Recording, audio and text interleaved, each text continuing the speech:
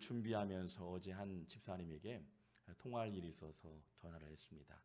근데 우리 집사님의 벨소리가요, 제 귀에 쏙쏙 들어오는 가사가 딱 이 서정적인 가사가 들려오더라고요. 일반 어떤 가요 뭐 화려한 가요 내용은 아니었지만 서정적인 가사가 제 머리에 뇌리에 이렇게 사무치게 됐음을 보게 됩니다. 어떤 노래일까, 어떤 이야기일까 보니까 참 근사한 내용이더라고요. 이 신호등이라는 내용입니다. 신호등. 그 신호등이라는 내용, 이무진이라는 학생인데요. 예술대학교 나온 학생인데, 이 청년이 오늘날 현대를 살아가는 젊은이들에게 절망과 좌절감, 또 취업에 대한 막힌 문제들, 그러면서 이 자신이 신호등 앞에 서 있는 한 젊은이의 초라한 모습 가운데 서 있는 모습을 서정적으로 가사를 썼던 내용이었어요. 근데 이 가사의 내용을 보니까 참 마음이 찡하기도 하고 또 격려가 되기도 하고, 이 친구의 신앙이 어떤지 모르지만 응원하고 싶은 마음이 들더라고요. 또한 우리 송천바울 성도님들, 또한 우리 젊은이들, 또한 청년들, 또 자녀들 주님의 이름으로 응원하며 나갑니다. 그런데 이 내용을 보니까, 신호등이라는 내용을 보니까요, 이제야 목적지를 정했지만 가려한 날 막아서네. 난 갈 길이 먼데 새빨간 얼굴로 화를 냈던 친구가 생각나네. 이미 난 발걸음을 떼었지만 가려한 날 재촉하네. 신호등이 딱 나를 멈추게 하고 있는 거예요. 때로는 신호등을 위해서 내가 때로는 멈춰야 할 때 멈추게 하고, 때로는 가라 할 때 가게 하는 신호등, 때로는 그 앞에 서 있는 초라한 내 모습 앞에 서 있는 모습, 그 모습이 얼마나 초라하게 보일까. 그럼에도 불구하고 희망이 있다. 이 노래 가사 가운데는 흥이 있다. 그리고 젊은이들에게 비전이 있다. 할렐루야. 신호등 앞에 서 있는 젊은이의 마음은 어떠할까 곰곰이 생각했습니다. 한마디로 불안함의 연속이었음을 보게 됩니다. 그러나 신호등이 주는 유익이 또 있습니다. 그런 상황에 있음에도 불구하고 신호등이 주는 유익이 있어요. 때로는 사회적인 체계와 질서가 우리에게 주는 유익들이 많이 있음을 보게 됩니다. 여러분, 거리의 질서를 유지하게 합니다. 사고를 미리 예방할 수 있게 하는 신호등이 있습니다. 그리고 중요한 유익은 생명을 지켜준다는 사실이에요. 하물며 신호등 또한 우리의 생명을 지켜주는데, 전능하신 주님의 손에 붙들리면 우리의 생이 끝이 아닌, 죽음이 아닌 영원한 천국에 입성하게 될 줄 믿습니다. 할렐루야. 주의 손에 붙들리세요. 주님의 손을 의지하세요. 그분 안에 손에 붙들리면 신호등 이상 생명뿐만 아니라 영원한 천국이 저와 여러분 가운데 임하길 주의 이름으로 축원합니다. 할렐루야. 그래서 우리는 꿈이 있는 거예요. 비전이 있는 거예요. 소망이 있는 거예요. 모든 사람이 죽음이 끝이라 말하지만 영원한 천국이 준비되어 있다. 이 땅에 살면서 머무는 동안 하나님께 귀한 제목이 되고, 더 나아가서 우리 생이 마치는 그날 영원한 하나님 나라가 준비되어 있다. 할렐루야. 그런 멋진 소망의 사람 되길 주의 이름으로 축원합니다. 오늘은 추석을 맞이해서 열매 맺는 원리에 대해서 같이 한번 나누고자 합니다. 열매 맺는 원리에 대해서요. 하나님께서는 우리를 향해서 열매를 맺길 원하시죠. 누구나 한 명도 예 없이 열매를 맺길 원하신 하나님의 원대한 계획, 우리는 섭리라 말합니다. 하나님의 섭리. 그리고 그 섭리를 우리가 발견하는 것을 비전, 그리고 소명이라 말합니다. 믿음의 성도의 가운데는 누구에게나 소명이 있습니다. 그리고 마음에 감동이 있고 울림이 있습니다. 나에게 직장을 주시고 삶의 처소를 주셔서 나에게 비전을 주신 것, 바로 소망 되신 주님이 우리를 향한 소명, 계획인 줄 믿습니다. 우리를 부르셨다는 것을 바로 소명이 말하는데, 각자마다의 소명을 통해서 하나님 나라를 확장하길 원하신다는 거죠.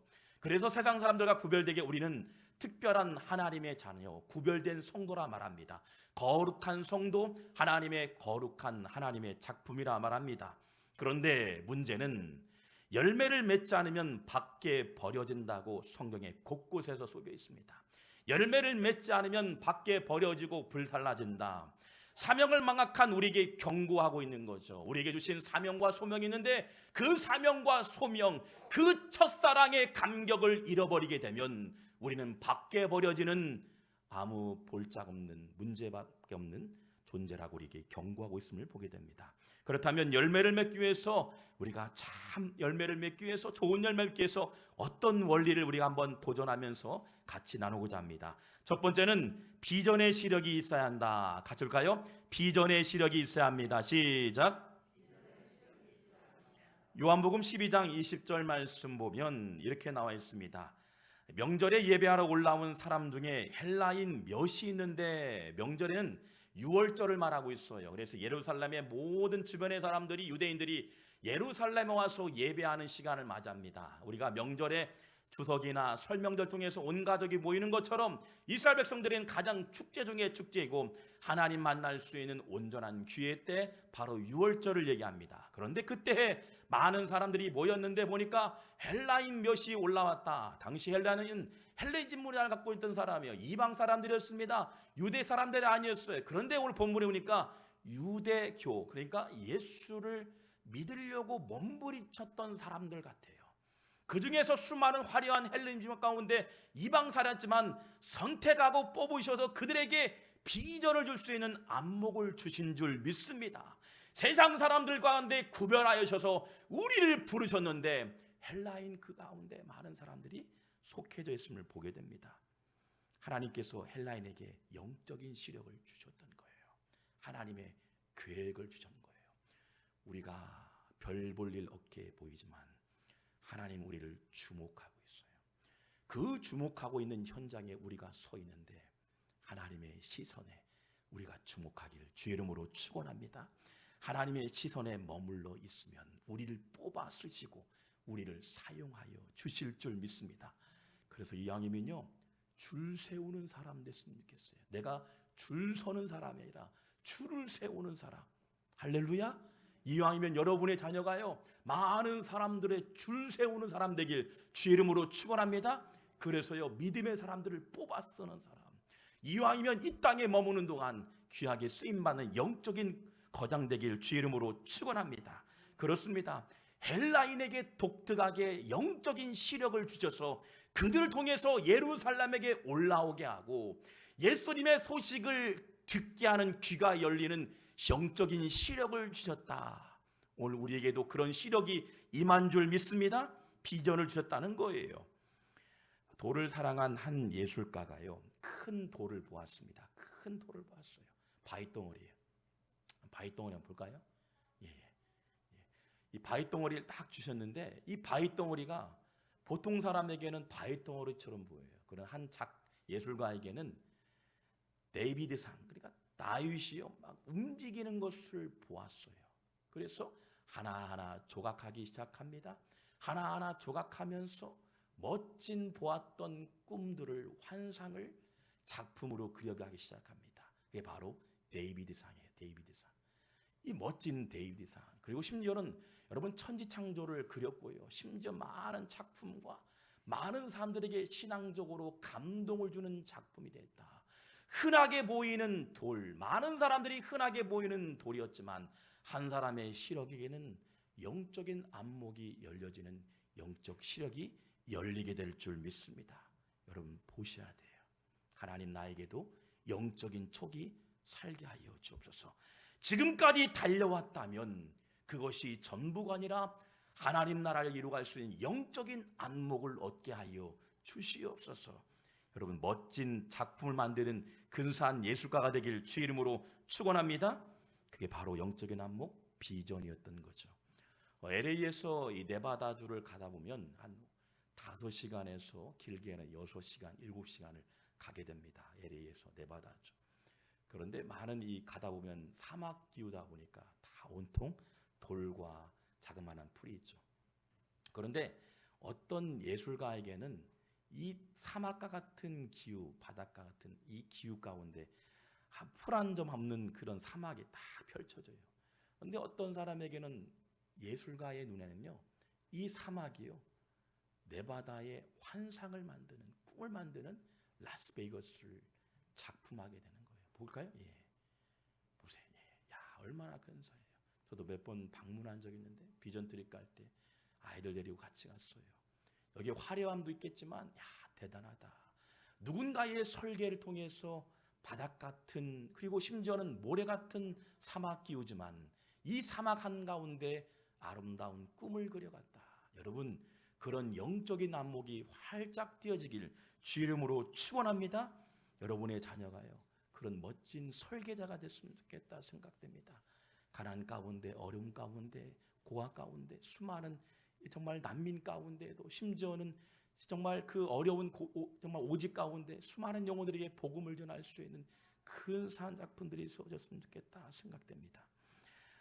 어린아이들을 사랑한 이 메리 여사가 있었습니다. 아이들을 손수 교육하기 참 좋아했는데요, 이 메리 여사가요 참 교육의 대가이기도 합니다. 그런데 이 교육의 대가였던 메리 여사가요 꿈을 꾸었어요. 하나님, 나에게 꿈이 있습니다. 아이들, 수많은 아이들이 굶주려 있고 가난 속에 있습니다. 그러나 이 아이들을 교육하길 원합니다. 저에게 많은 영적인 동역자를 붙여주시고 재력가를 붙여 주시옵소서라고 기도했습니다. 그러면서 당시에 최고의 거부였던 헨리 포드에게 찾아갑니다.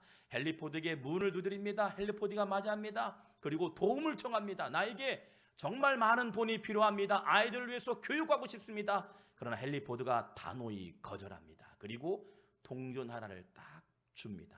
메리 여사가 얼마나 실망했을까요? 나는 정말 아이들을 위해 섬기고 싶었던 거부에게 다가갔는데 그 거부를 당하는 심정이 얼마나 힘들겠습니까? 그러나 동전을 받았던 메리 여사가요 땅을 사게 되고요, 이 땅에다가 씨앗들을 사서 뿌리기 시작합니다. 뿌리기 시작해요. 1년이 지납니다. 2년이 지납니다. 3년이 지납니다. 시간이 지나니까 거대한 농장을 이루게 돼요. 학교를 줘요, 병원을 줘요, 심지어는 많은 집을 짓기 시작합니다. 수많은 아이들이 교육을 펼칠 수 있는 환경을 만들어요. 그리고 그 장면 속에서 축제를 벌입니다. 그리고 헨리 포드를 초청해서 그곳을 보여줍니다. 그리고 당신이 준 동전 하나로 이렇게 일구게 되었습니다. 그리고요 그 앞에서 100만 불을 얻게 돼요. 할렐루야. 야, 한 사람의 비전과 꿈이요 농장을 이루게 되고 마음을 움직이고 사람을 움직이며 하나님을 움직이는 귀한 제목이 되는 줄 믿습니다. 여러분 반드시 기억하세요. 사람을 살린 일에 집중하면 하나님 들어 사용하실 줄 믿습니다. 반드시 사용해요. 교육의 현장이 있습니까? 우리 아이들 살리는 일에 집중하세요. 내가 의료계에 있습니까? 사람 살리는 일에 집중하세요. 하나님 들어 사용하실 거예요. 직장이 있습니까? 직장을 통해서 하나님 살리는 삶, 하나님의 사람들을 살리는 일에 집중되어지면 정말 근사한 일들을 우리에게 보여주실 줄 믿습니다. 저는 송천바울교회가 그런 작품이 되길 원합니다. 여러분 근사한 작품이 같이 만들어가는 동역자가 될 줄 믿습니다. 저는 꿈이 있습니다. 비전이 있습니다.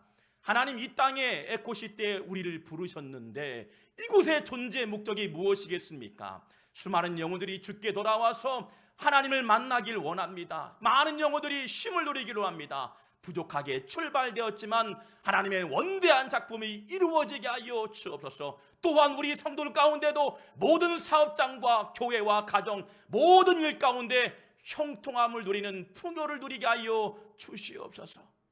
이때는 두 손 들고 할렐루야, 할렐루야, 멋지게 사용될 줄 믿습니다. 여러분 구두 수성공하면 여러분 많이 들었죠? 윌리엄 캐리 아시죠?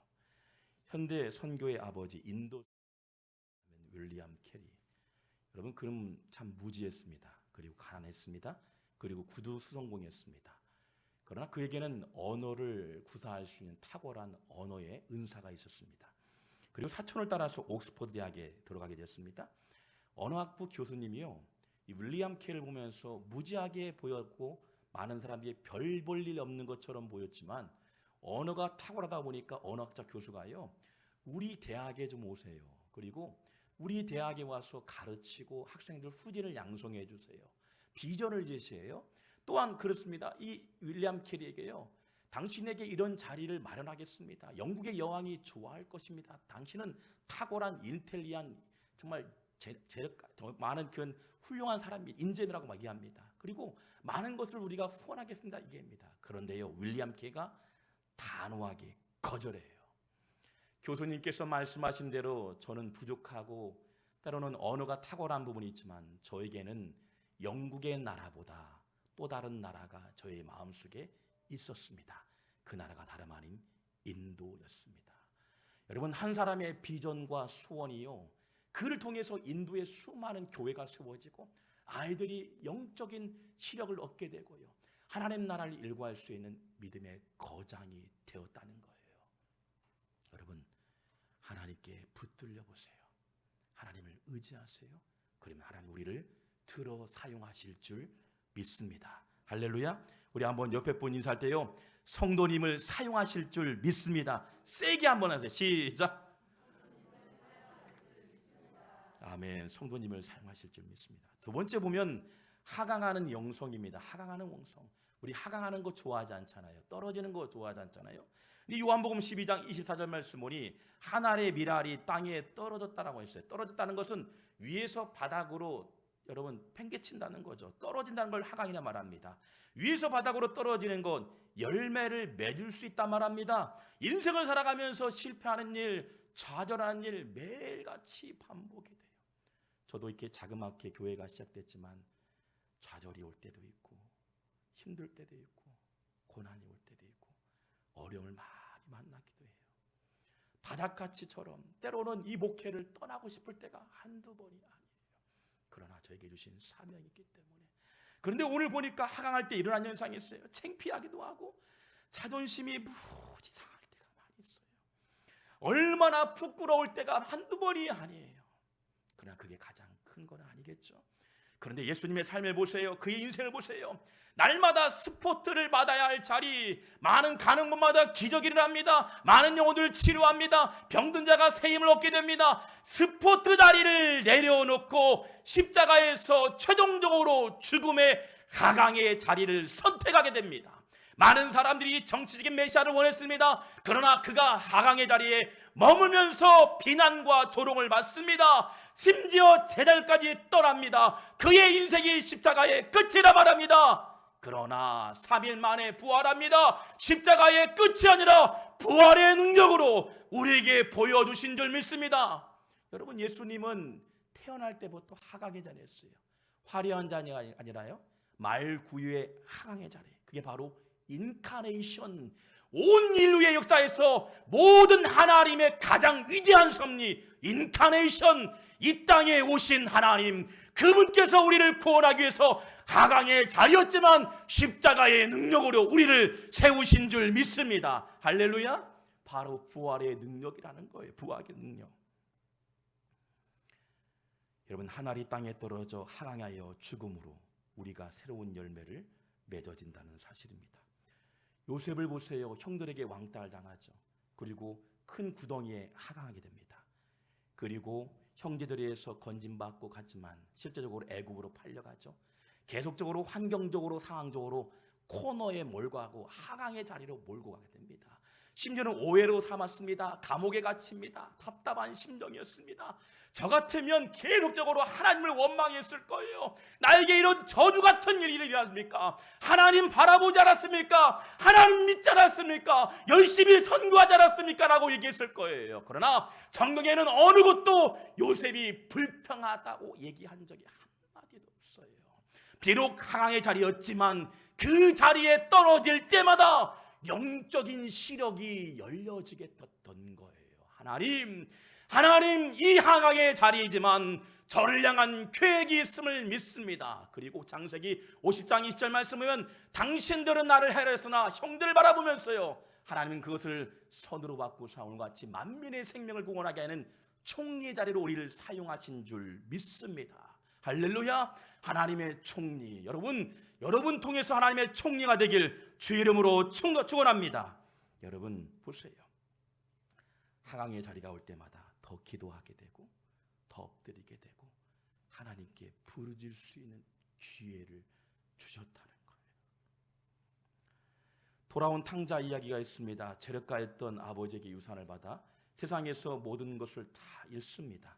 모든 것을 잃죠. 심지어는 돼지가 먹는 쥐염 열매를 먹는 바닥을 치는 인생이었습니다. 그런데 다 잃었을 때 아버지께로 돌아오게 돼요. 우리는 내가 의지하는 것을 붙들었을 때는 아버지를 멀리하지만 내가 의지하고 내가 바라고 내가 원했던 것을 붙들었을 때는 아버지와 관계가 멀어지게 되지만 모든 것을 내려놓고 나아갔을 때 비록 하강의 자리였지만 모든 것을 잃었을 때 그때 하나님 만나게 되고 아버지를 만나게 되는 회복의 은혜를 우리에게 주실 줄 믿습니다.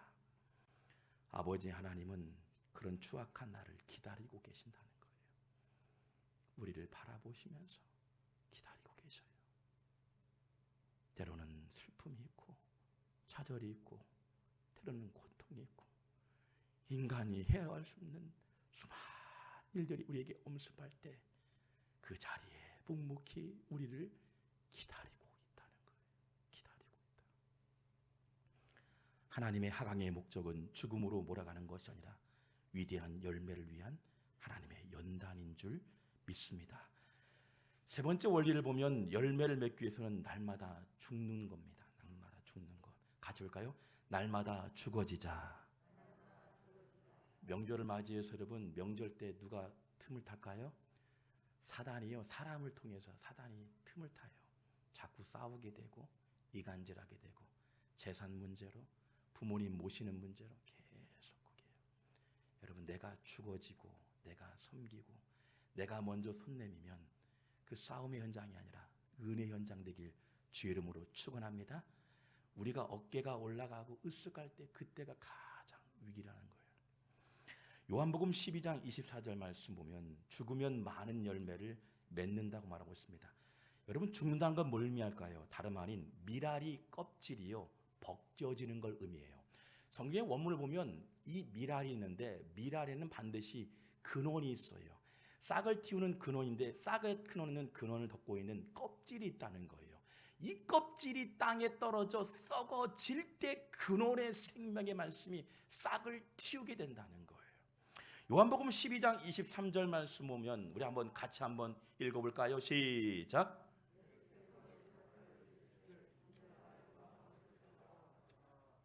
아멘. 인자가 영광을 얻을 때가 왔도다. 인자라는 단어는 사람이 말하는 단어가 아니에요. 하나님께서 주어진 부유한 고유의 단어입니다. 근데 인자가 영광을 얻을 때가 왔도다라고 나와 있어요. 인자를 통해서 영광이 뭡니까? 바로 십자가 끝이 아니라 부활의 능력으로 영광을 얻을 때가 있다고 말씀한 줄 믿습니다. 다시 말해서요, 하나님은 예수님에게 하나님의 마음을 주셨어요. 우리 마음에는 하나님의 꿈이 담겨져 있다는 거예요. 성도 한 사람 한 사람에게 하나님의 꿈이 있습니다. 하나님의 비전이 담겨져 있는데 보기에는 껍질이 덮여져 있어요. 그러나 이 껍질이 부서지고 낮아지고 철저하게 엎드려 나갈 때 녹아지게 되고 말씀으로 녹아질 때 온전히 싹을 이루는 역사를 경험하게 될 줄 믿습니다. 저는 기대합니다. 영광, 하나님의 영광이 여러분 삶의 현장에서 껍질이 벗겨지고 부서지고 철저하게 민낯이 보일지라도 주님은 우리를 들어 사용하실 줄 믿습니다. 할렐루야. 여러분, 날마다 귀하게 하나님께 쓰임받기 위해서 껍질을 벗기면서 내가 죽어지고 내가 절제하고 내가 섬기면서 나갈 때 하나님의 영광이 온전히 드러나게 될 줄 믿습니다. 위대한 믿음의 대가들을 보세요. 아브람, 이름이 바뀌어서 아브람 열국의 아버지로 바뀌어져요. 껍데기가 벗겨지고 위대한 그릇 아브람 열국의 아버지가 돼요. 요셉을 보세요. 비록 별 볼 일 없게 보였지만 코너에 몰린 인생이었지만 그를 통해서 껍질이 벗겨지고 영안이 열리게 되어 애굽의 총리를 통해서 온 인류를 구원의 길로 인도하며 이스라엘 백성들을 보호했던 총리가 되게 합니다.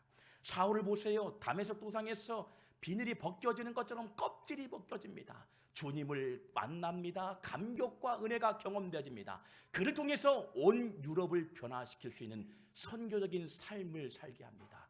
그분의 헌신과 수고가 오늘 우리가 존재하게 된 줄 믿습니다. 나를 향한 하나님의 계획이 있다는 거예요. 하나님의 꿈이 담겨져 있다는 거예요. 여러분의 가슴 속에는 하나님의 꿈과 비전이 담겨져 있다는 거예요. 바로 하나님의 아들, 하나님의 자녀인 줄 믿습니다. 우리에게 하나님의 꿈이 담겨져 있어요. 얼마나 감격입니까? 얼마나 은혜입니까? 저는 개인적으로 미국에서 박사학위를 받으면서요, 껍질이 깨어지는 줄 알았어요. 박사학위 받을 때 제가 두 손 들고 역사는 박상열 중심으로 그런다 노래도 했어요. 박사학위 받으면 큰 교회 가서 사역할 것이고 많은 사람들을 설교할 것이고 대형 교회 가서 담임 목사가 되어서 읽을 것이다라고 생각도 했어요.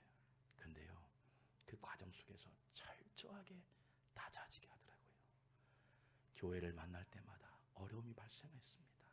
어려운 문제가 있었어요. 기도하게 됩니다. 더욱더 엎드리게 되는 거예요. 그리고 개척을 하게 되었습니다. 개척하면서 수많은 어려움을 만나요. 별 볼 이렇게 보여요. 그때 당시에는 박사기가 전부인 것처럼 보였어요. 마찬가지죠. 학위든 내가 갖고 있는 재산이든 그게 붙드는 것이 전부가 아니라 껍질을 벗겨질 때 하나님의 형상이 회복된다는 것을 알게 되었어요. 더 낮아지길 원합니다. 더 엎드리길 원합니다. 더 기도하게 됩니다.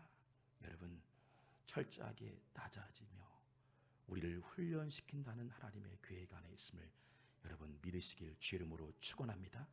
학위를 내려놓고 그리고 재정을 내려놓고 우리의 권위와 자만과 교만을 껍데기를 내려놓을 때 주님을 볼 수 있는 영적인 안목이 우리에게 열리게 될 줄 믿습니다. 내가 가지고 있는 자존심, 체면 주님 앞으로 다 벗어보세요. 그리고 주님께 가지고 나오세요. 하나님, 이런 문제 있습니다. 재정 문제, 삶의 문제, 하나님 건강의 문제, 사람의 어떤 막힘의 문제가 있다면 가져오세요. 가져와서 부르짖으세요. 너는 내게 부르짖으라. 내가 응답하겠고 크고 은밀한 비밀을 보여준다 말씀하신 것처럼 부르짖고 나갈 때 영안이 활짝 열리게 될 줄 믿습니다.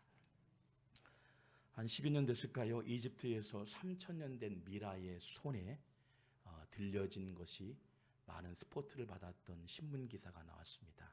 미라의 손에 들려진 손에 벽시가 발견됐어요.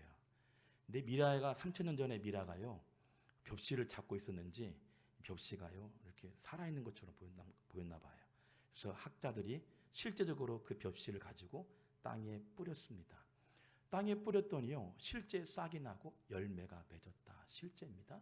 야, 3,000년 전에 미라의 손에 들려진 벽시가 땅에 떨어지니 발화가 되고 열매가 됐다. 여러분, 근데 미라의 손에 영원토록 들렸다면 여러분 열매가 맺혀질까요?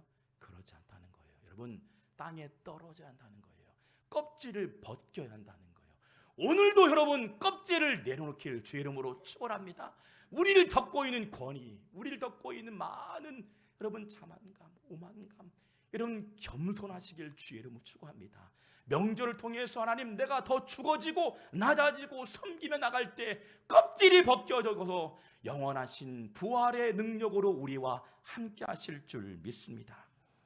우리 가슴에는 다 하나님의 꿈이 있어요. 여러분의 가슴에도 하나님의 꿈이 있어요. 그 꿈들이 활짝 발화가 되고 꿈을 이룰 수 있는 놀라운 열매가 여러분의 가정 위에 주렁주렁 맺혀지길 주의 이름으로 축원합니다. 기도하겠습니다.